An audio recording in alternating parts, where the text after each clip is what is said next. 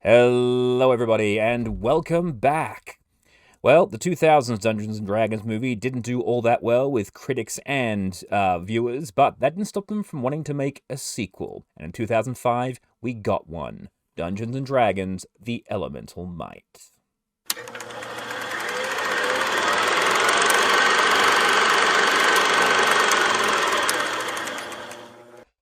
Dungeons and Dragons: The Elemental Might is one of the two direct-to-DVD Dungeons and Dragons movie. This one and the Book of Vile Darkness, which I'll be getting to next time. But for today, we're going to dive right in. I'm going to read through the synopsis on the back of this DVD, and then we're going to run through the whole film. So, based on the phenomenally successful role-playing game Dungeons and Dragons, The Elemental Might takes you deeper into the dark and fantastical world of epic fantasy. When an evil sorcerer Damodar braves a perilous whirlwind vortex to steal the elemental black orb, he declares a sinister plan of vengeance against the kingdom of Ismir. Beric, a decorated warrior, and Melora, an amateur sorceress, join four heroes representing intelligence, wisdom, honor, and strength to battle against Damodar's growing army of gruesome creatures, flying harpies, and ice dragons to reach a vault room holding the orb.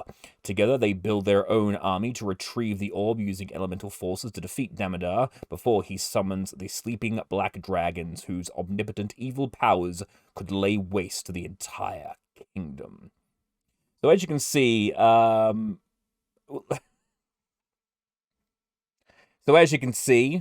Damodar is back. Bruce Payne, from the original film, is back as the main villain of this storyline. And once more, they stick very close with the formula, going with a dungeon and a dragon, of course. But the one thing I will say about this film right away is that I honestly think it's a better film than the original. It has a much cheaper budget, but I think the people that were writing it actually knew a lot more about Dungeons and Dragons than what the people that did the original film did. So it has a much better feel to it when it comes to an actual Dungeons and Dragons adventure. But anyway, let's jump into Dungeons and Dragons: The Elemental Might. Please be advised there are spoilers ahead. You have been warned. The movie opens up on Damodar, giving a very evil narration explaining that it's 100 years since the events of the first movie. Damodar is looking for an evil orb said to contain power that will rid him of his curse. As you can see, he's not looking the best, although he has managed to finally ditch the blue lipstick. What we find out later on is that Profion had cursed Damodar with being an undead servant should Profion die.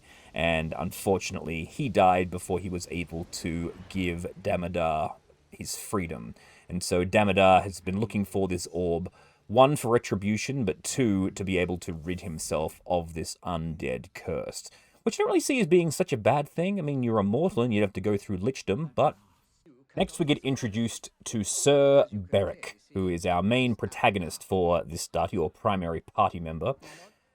Sir Beric is a retired adventurer who is now stuck doing administration in the lands of Ismir, and he's not really happy with the fact that he has to spend all of his time listening to people he doesn't really like or going into meetings he doesn't really enjoy. He wants to be out there fighting on the battlefield. After giving some advice to his protege, Sir Beric gets challenged to a practice duel to show him that he's still got what it takes to be a member of the King's Guard. And as you see, Beric isn't a slouch with a sword. He still has what it takes to fight. He's even got some pretty fancy footwork, as you can see there. And with all of this going on, Beric eventually defeats his protege. Or does he? Beric's protege actually let him win. He struck high with the sword, letting him have that one last moment of glory. And he gives him the speech saying that this is your final lesson, that knowing your place and knowing when to put down your sword. And Beric doesn't like that very much. We then get introduced to Beric's wife, Melora. She's attempting to repair a set of gloves with a scroll that she purchased, and this scroll contains divine magic. She only knows how to do practical magic, modifying the weave. Divine magic requires devotion from the gods, which is something that she doesn't quite understand. And as you can see, the spell does not go well. But this tender scene is interrupted as a commoner comes asking for help. Apparently a group of their men went into a cave up in a mountain and didn't come back. And since all of the guards have been sent out of town on an errand, leaving Sir Beric the only real adventurer in town, he and Melora take it upon themselves to go and investigate. Entering the cave, they find that all of the men that went to the cave are dead, all poisoned by a poisonous gas spewing from 2 holes mounted in the cave wall. Beric notices this and gets reminded of a story that he heard when he was an adventurer about a dragon that had been buried inside of a mountain. He didn't think it was actually true, but it turns out he was right. Heading home, Beric and Melora hit the books trying to find out any information they can about the dragon. But Melora decides to take a bit of a shortcut, casting a vision spell. In her vision, she sees the orb and Damodar, who manages to take a piece of her hair from her, knocking her out completely. The next morning, Melora and Beric summon the leader of the Council of Mages and explain to him what they have found through their books. It turns out that the previous civilization of this land that was wiped out millennia ago was actually terrorized by this dragon. They used the orb that Damodar now has to imprison the dragon within the mountain and strip it of its power. But unfortunately, now that Damodar has removed the orb from its location, the dragon is now regaining its power and will soon escape. This is not good. The rest of the mages show up trying to determine the location of the orb, but are unable to do so. However, there is an object that might be able to help them locate it. It's known as the Pool of Seeing. And so the group is sent out to find this pool, because if they can do that, they'll be able to see precisely where the orb is. This is where we get our Dungeons & Dragons Ocean's 11 style introduction of all the different characters. We're first introduced to Lux, the barbarian. Now, we assume that Lux is actually this man sitting at the table, but as soon as this woman shows up and removes her cowl, you're like, so this is obviously Lux. And I really, really like this introduction. I think this is actually a really good job, because it messes with your expectations, or subverts your expectations. I know that's kind of a bit of a thing nowadays, but I thought that was actually very, very clever. So we have our first party member, Lux. And as you can see, she's an awesome barbarian fighter. Next, we get introduced to Dorian, the cleric. Beric knows this guy from previous adventures, and we get to find out that Dorian doesn't take any crap from anyone, because he knocks these people flat on their ass just because they came into the temple wearing shoes. Next, we get introduced to Ormeline, the elf wizard. Her introduction's pretty plain. All you see her do is cast a spell that teleports the boat to the location that she needs to go, showing that she's pretty powerful to be able to teleport an entire boat to a different location. Next, we get introduced to Nim the rogue.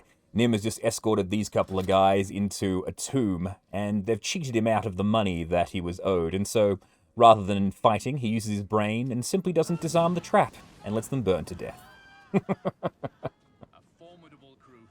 And with the adventuring party all assembled, they are given their adventure.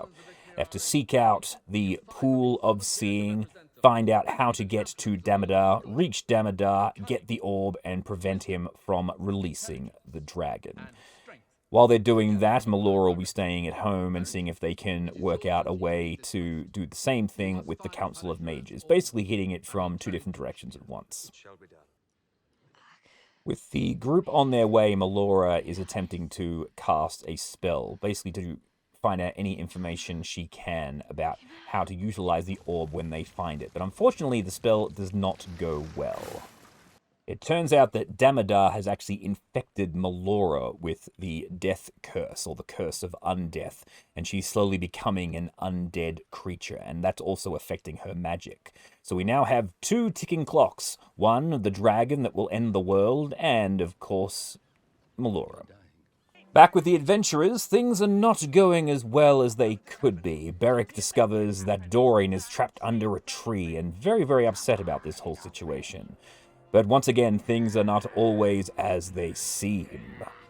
A lich has been hiding in the tree and is using Dorian as a booby trap because Dorian is in fact an illusion. Ooh. The party attacks the lich, coming to the rescue of Beric, and Nim finds this crystal embedded in a skull in the lich's lair. Snatching it up, the group are chased away by a group of ghosts, making their way to the river just in time to escape. Eventually, the party makes their way to the goblin village that has the book they need. This book contains the location of the temple that houses the Pool of Seeing. Nim keeps looking through the little gem that he has. We don't quite know what the deal is with that, but I like that they added in this detail because it keeps you guessing. Investigating a house, Nim comes across a secret door underneath a bed. One thing I absolutely love about this moment is it's a classic Dungeons and Dragons moment. He finds the treasure and immediately the barbarian goes for the treasure, but the rogue steps in and says, hey, let me check for traps first. And so everyone steps back and lets Nim get to work. Lux pulls the chest off the pressure plate, releasing the trap, and is quite shocked but very grateful to Nim for saving her life. And this is another really great moment because it helps build like the party cohesion, because Nim, being like the sneaky rogue and the barbarian thinking that he's useless, now knows that he does have his use, and he saved her life. And, of course, inside the box is the item that they are looking for. Celebrations are unfortunately cut short when they hear something lurking overhead. And we get our second dragon for the film, a white dragon swooping down on the village to take them all out. It's time to roll for initiative. The dragon comes in, baring its angry fangs. Dorian runs right out of cover and attempts to cast a spell on the dragon, but this, unfortunately, does not go well for him. The dragon's breath weapon freezes him solid, and he gets absolutely, utterly destroyed by the dragon in the first round of combat. Lux then comes up behind the dragon, using her sword, stabbing it into the tail of the dragon, pinning it in place. The group then manages to rally themselves together, Beric giving orders. Nim uses a vial of purple worm stomach acid on the dragon, weakening its neck. Beric throws a metal spear into the throat of the dragon, and then our wizard comes in with a lightning bolt and absolutely destroys it. Boom! Critical hits all around for the party. I'm guessing this must have been a young white dragon, definitely not an adult, and well, maybe even a worm, a bit too big for a worm, but hey, their first dragon slaying for the adventure, and unfortunately, they are now one party member down, so Dorian is gone, and they have a very tearful burial ceremony for their cleric, which is a bit unfortunate because now they're down a healer, and they haven't even got to the big bad yet. The party makes their way to the location of where the entrance to the temple should be, but it's not there. And here's where we find out what the gem that Nim found is. It's a gem of true seeing, so when you look through it, it shows you invisible objects or things that are illusions. And so this reveals where the temple is, which was kind of lucky that he happened to find that, but as all good campaigns are written, they always give you the items that you need to get to the next part of it, so I'm sure it was all part of the Dungeon Master's plan. When they get to the entrance, they find that it's actually locked with a puzzle, and it is not long after they discover the puzzle that they are attacked by minions of Damodar. Time to roll initiative again. And so, with the barbarian and the wizard fending off the attackers from the hill, Beric and Nim are forced to try and solve the puzzle. With the puzzle solved, they now have to get the party into the dungeon before they get wiped out, but our barbarian is in the midst of a barbarian rage, and so needs to be pulled out of the fight by the wizard. Coming down from her rage, she manages to get to the rest of the party just in the nick of time, and they are now sealed within the tomb. While within the temple, the party comes across a very well-lit disco floor. The Gem of True Seeing is of no use to them. The wizard decides to summon her familiar. And as all D&D parties know, when a wizard summons the familiar, the DM has got to do something absolutely horrible to it. But it's always hilarious for the rest of the party when it happens. I love Nim's reaction to that. Eventually, they do make it across, solving the puzzle, and they finally find the Pool of Seeing. Unfortunately, Nim gets struck by one of the traps while making his way across, and so he's reduced to a single hit point, and unfortunately, he is no longer part of the adventure. Using the pool, the party works out where Damodar is, and so they prepare themselves a battle plan, activate the teleport, and roll for initiative once more. But, as with all Dungeons & Dragons plans, it never survives contact with the enemy, and as they teleport in, the wizard gets her arm stuck inside of a rock, and Damodar is alerted to their presence, using the orb to encase everyone in a cage. So, their mighty plan to take out Damodar isn't exactly successful. However, the wizard uses her Ring of Ram, hitting Damodar in the chest and distracting him from casting the final blow on the rest of the party, and giving Beric enough time to grab his sword. Nim chucks a dagger, distracting him once more, and the party frees themselves from the cage. Beric charges across, throwing his sword up in the air, catching it after he flips over the table, cutting off Damodar's arm and forcing him to drop the orb. Lux gathers up the orb, Damodar makes his escape, and then the party fends off the few minions that are in the room, and they all teleport away using the wizard's second teleportation spell to get them back to safety. After getting aid for their other party members and leaving Lux behind to cover his escape, Beric makes his way back to the town of Izmir with the orb, finding that Melora is not doing all that well. She's looking really bad at this stage. But they have the orb now, so they're finally able to begin mounting their defense against the dragon. Using the orb to open up a door, the orb is just left on the ground, and the leader of the Council of Mages picks it up. Moving on to the interior of the temple, Melora notices this strange thing on the ground, but suddenly, boom! Fireball! Betrayal has occurred. It turns out that the leader of the Council of Mages is, in fact, a bad guy. But not just any bad guy. It turns out he's actually the Lich that they were attacked by on the road, who now has the orb and flies away to give the orb back to Damodar so that he may finally release the dragon from its imprisonment. Damodar releases the dragon and tries to make a deal with it, giving it back its power in order to remove the curse from him, but also just to be its servant. I'm guessing once you've been a lackey, you're always a lackey. And so the dragon flies off to attack the city of Izmir, which has kind of gotten a lot smaller since the original movie. Meanwhile, underneath the city, while this attack is going on, Melora has a revelation about what the visions that she saw earlier on in the film.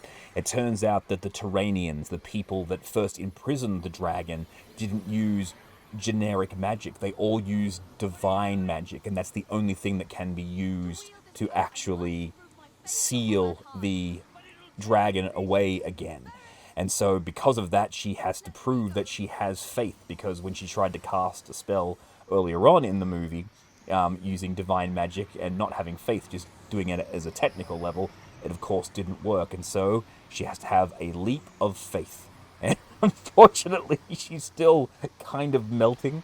But as you can see, love knows no bounds. And so she leaps in, proving her faith. This works, giving her a new orb that she can use to imprison the dragon, and so she has her badass line, "Take me to the towers," and so she gets to take out the dragon using her new magic item. Epic level magic item for the end of the campaign.